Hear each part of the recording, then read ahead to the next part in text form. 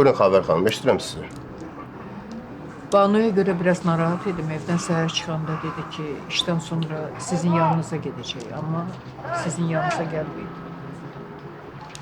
Bu dəqiqə zəng edirəm. Zəng eləməyin, zəng eləməyin. Mən zəng eləmişəm. Telefon nəsə cavab verin. Elə mən də sizlə Xavər xanım bir məsələ barəsində danışmaq istəyirdim. Buyurun.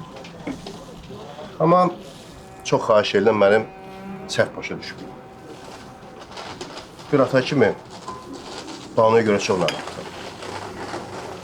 Mənim ondan başqa heç kimim yoxdur.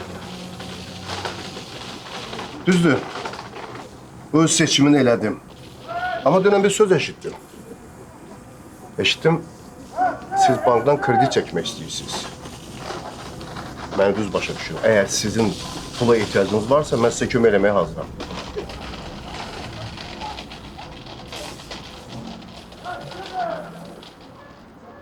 Xavər xanım, dediyim kimi, əgər doğrudan da probleminiz varsa, mən sizə kömək eləmək istəyirəm.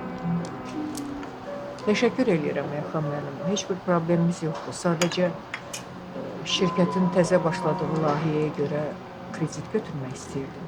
Ona görə bankın biri ilə söhbət eləmişəm.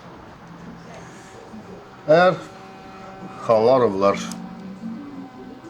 bankdan kredit götürürlərsə, deməli işlər yaxşı getmir.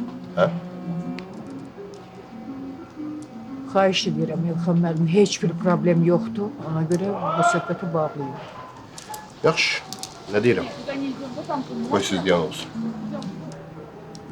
Amma sizə bir şey deyəcəm. Siz Banu'ya görə heç narahat olmayın. Mən öz qızımdan onu ayırmıram.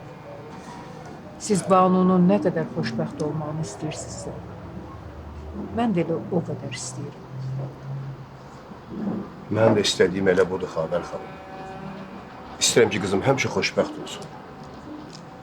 İnanıram ki, siz həmişə mehriban olacaqsınız. İnanın Elxan müəllim. Mən də bunu istəyirəm. Hələlik sağ olun, xoş oldu. Cahangir müəllimə salam deyərsiniz. Çox sağ olun. Təşəkkür edirəm.